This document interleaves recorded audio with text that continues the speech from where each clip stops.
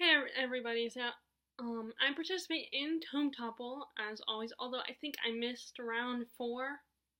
This is round 5, and since the month is the not month, well, yes, month, but the 2 weeks are almost over, and I'll have to work through the next couple days, so I figure I may as well film now and give you my wrap up on my Tome Topple participation. So, surprise, surprise, I only finished like one book, but I was kind of in the middle of the book anyway, and it was a YA, and I get through those a lot quicker. Although, it's debatable with some books, like Sarah J. Maas's books will take me a while. Like, it depends on the thickness of the book, because some of those YA books are pretty long. I mean, the more books the author has, it seems like the longer they get. Which I'm not entirely complaining. That's cool. It just takes a long time to read them.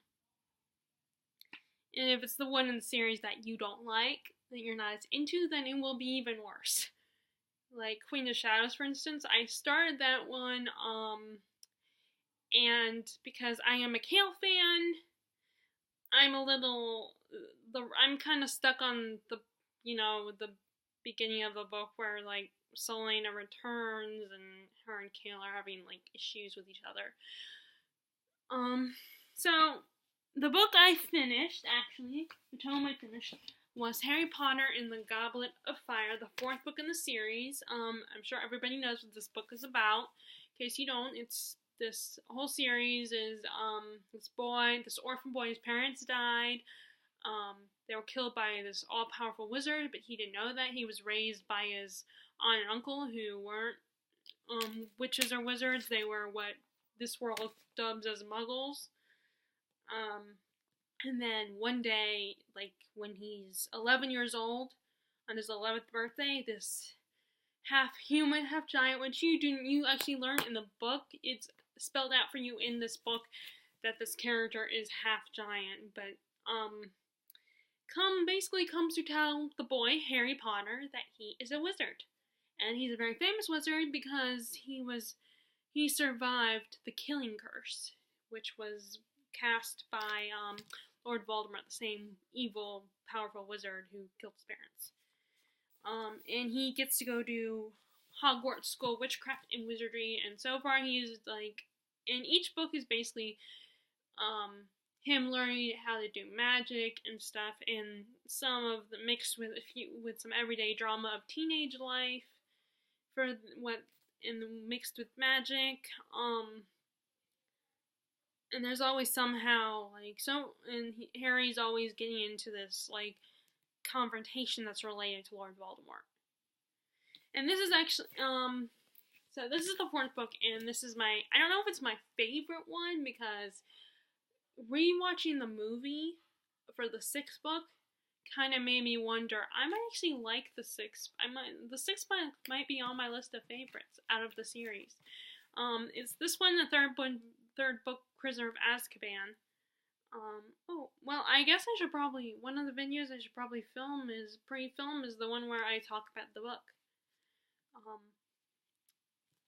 Anyway, so I finished this. I was actually, to be fair, I was kind of halfway through it. I was actually at the chapter where they talk about the first half. Which, okay, in case you're unfamiliar, in this particular book, there's the famous Triwizard Tournament that shows up, where these 3 kids from different schools will compete in this big, dangerous competition.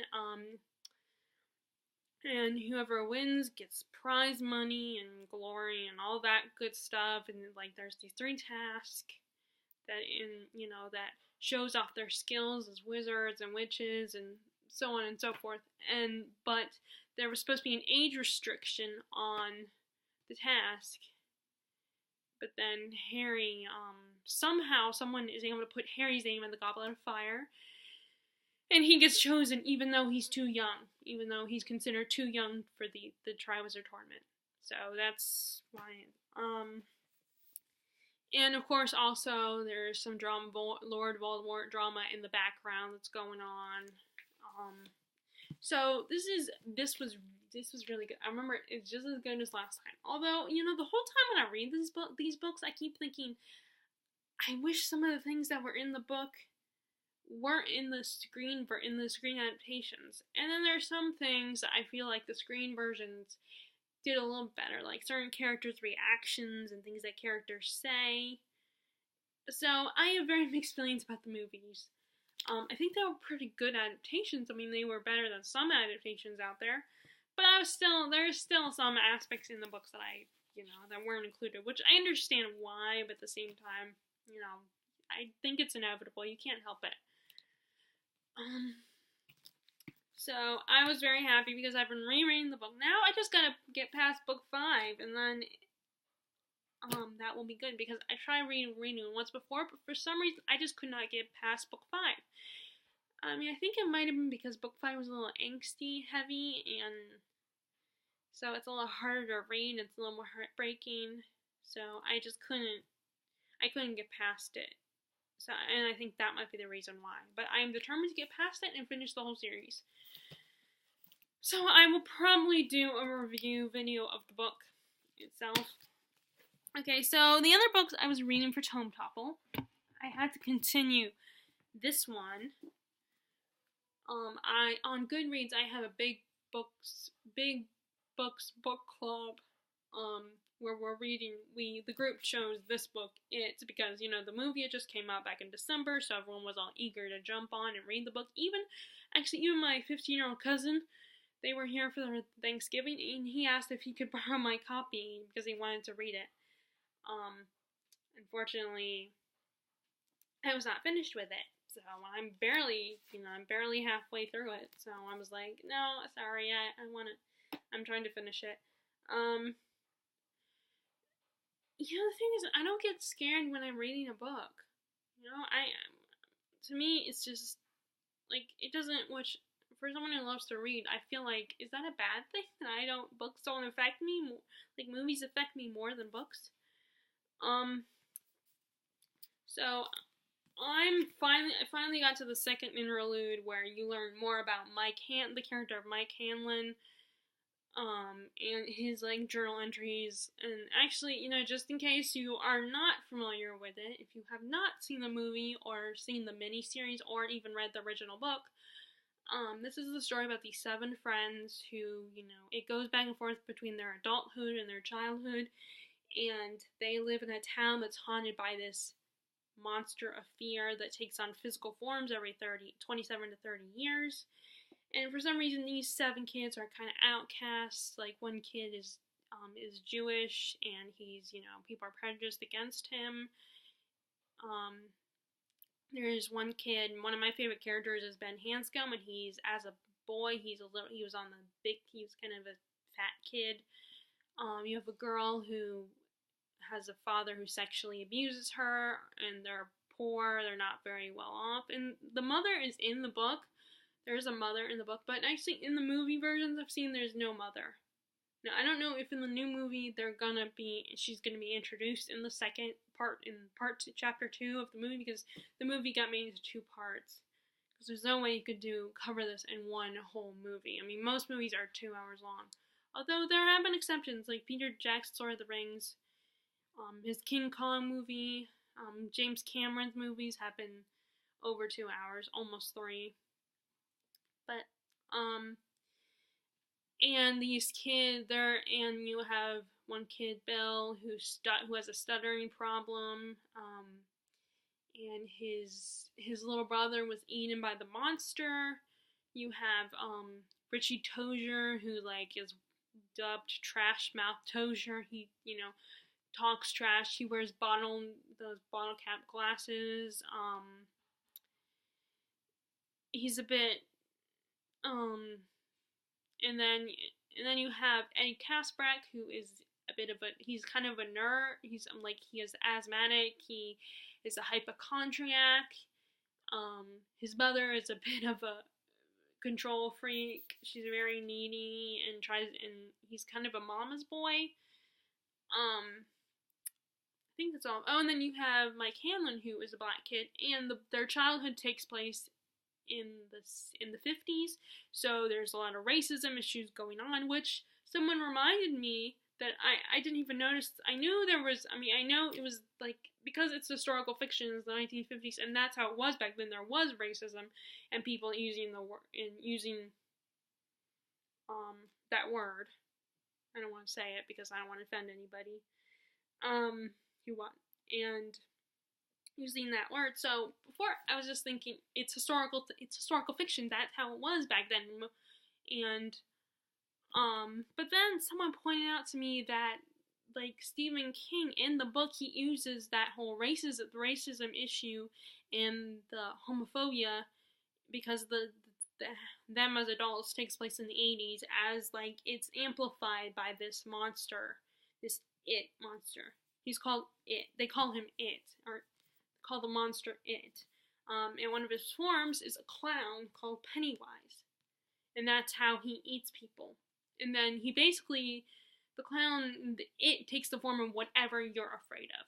And like I said, all the issues of society back then, like racism and homophobia, the monster amplifies those issues in this town. It makes the issues worse. Like, Mike gets, he goes through a lot. He gets beat up a lot. All 7 of the kids, all 7 of the main characters go through a lot.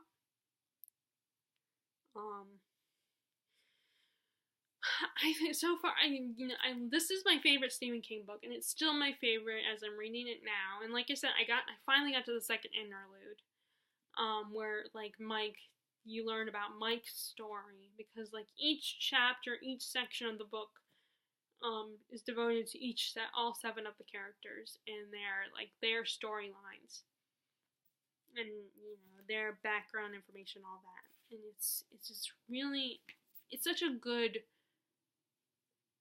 juicy book that is filled with so much detail. And as someone else pointed out, and I agree with this book, this town, like Stephen King puts in so much history about the town, so much depth to it.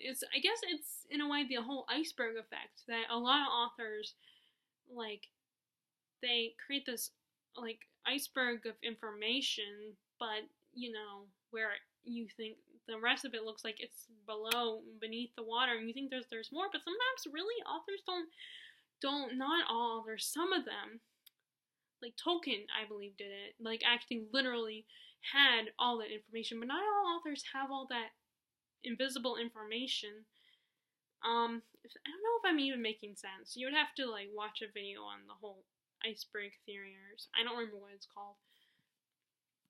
So, but obviously I'm not finished with it. I don't even think it's really, I'm really at the halfway point yet. Okay, and then I also started reading this one, which I started reading this a while back.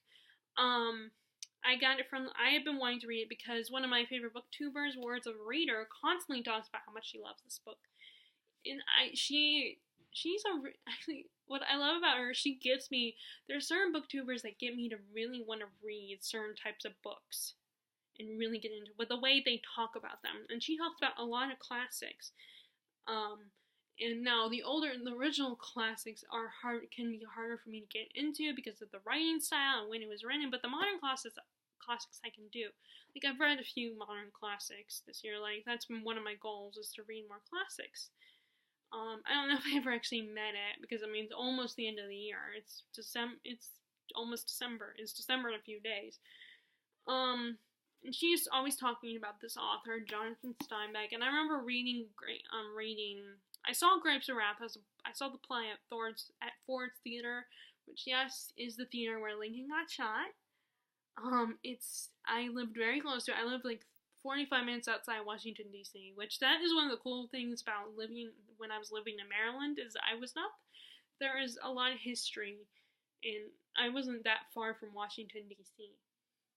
And I think as I got older, and whenever more of our family members would come to visit and were interested, we would go, I would go with them. So when my dad was giving tours to our family member and their close friends from like high school and stuff, he would come up and visit them.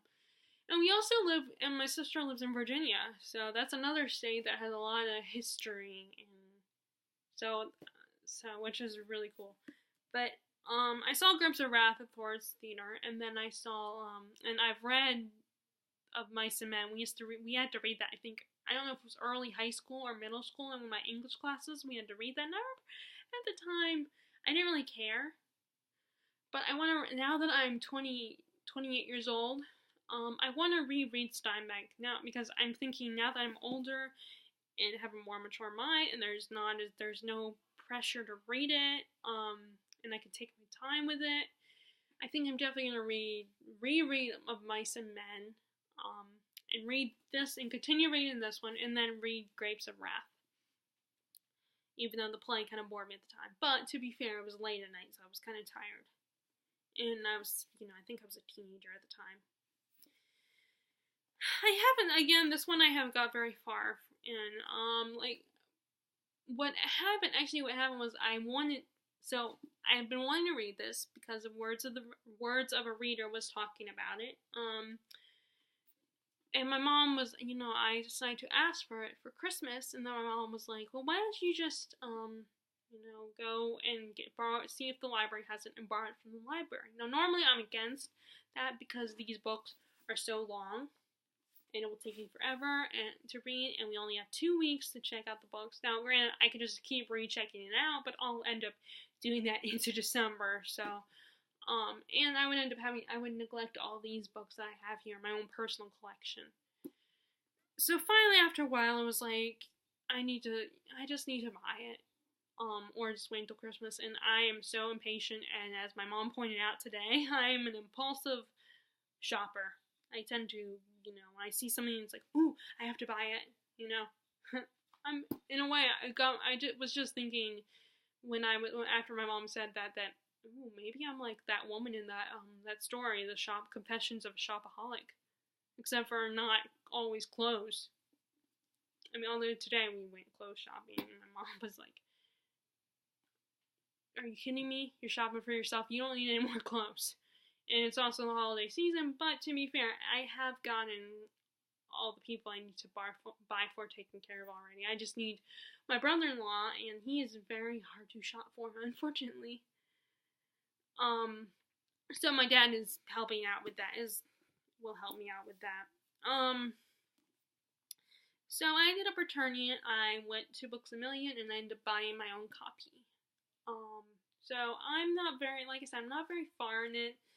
I'm not even done with the current chapter I'm on, because it was Thanksgiving, and it's kind of hard to read, and it's hard, and I was getting up early because every time I was sleeping close to the living room, and so every time I heard people, my nephew was up, my brother-in-law and nephew were up, so I would I had to get up. And he's 2 years old, so it's not like he's a teenage boy. And and then my dad would turn on the TV, and so I've been getting up really early a lot lately. Not super early, like around 7. So it's just it's hard. I'm trying to catch up on my sleep, and I fall asleep in the car, and it does not help that this is really tiny print. So anyway, let's see, next chapter, let's see, I'm on chapter 15 then, I'm in the middle of chapter 15.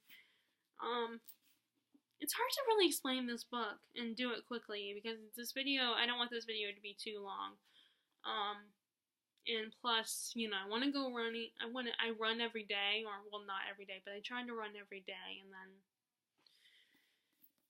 so that's my Tome Topple. I'm trying to get in. Okay, actually, wait, I'll be right back.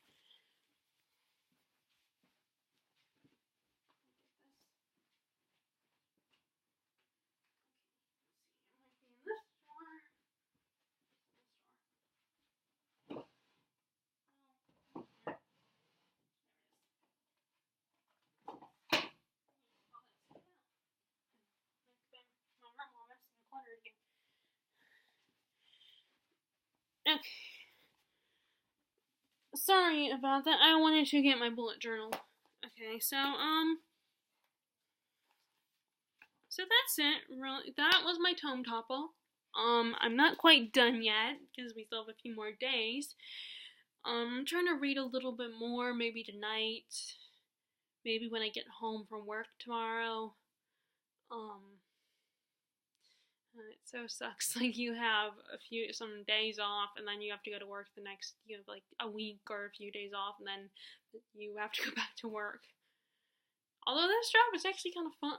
This job is kind of cool. Granted, it's not like the best job ever. I just work in a grocery store, but it's, for me, this is like finally a little bit more independence. I finally have a job. I have money coming in regularly. I have a sense of pride that I actually, because it has taken me a long time to get in a job. I've had jobs, like a couple years ago I worked at Walmart during the Christmas break, but then, I talked to the store manager, and because I was asking off to go on vacation, he was like, well, I was supposed to work for Christmas, that's what they wanted, that's why they hired me, and so it meant that they were going to have to fire me, essentially, which I was okay with. This was just something I was doing. And then I've had 2 summer government-related internships, so I've had job experience. But this one is actually a permanent situation, unless something happens. So it's totally, like, it's finally happened. I feel accomplished. I feel proud. And, I know most people don't like going to work, but for me, this is the big deal. I haven't had a job, and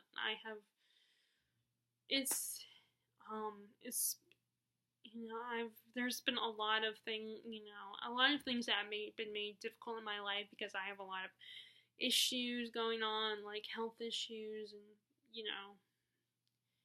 like, I have disabilities and stuff like that, and I have anxiety and all that, so getting a job was a bit of a hassle for me. And there were some aspects of things I needed to do that I needed my parents to help me with. So anyway, that was just a little personal ramble.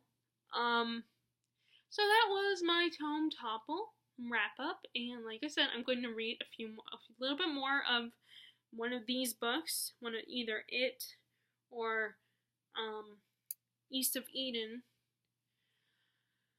before at least like today anyway, because I need to get some reading done today and then do some reading tomorrow. And then let's see. Okay, well, today is the 26th. I think the 30th is on a Thursday. I'm trying to think. I don't know. I think I'm working that day. I just actually got my schedule written down. I don't know if I'm working. I'll have to check. But anyway, so those of you who are watching my videos that participate in Tome Topple, why don't you tell me what you read, and did you get any tomes finished? Which ones are you currently reading? Alright, I'm done. Okay, so, alright, bye!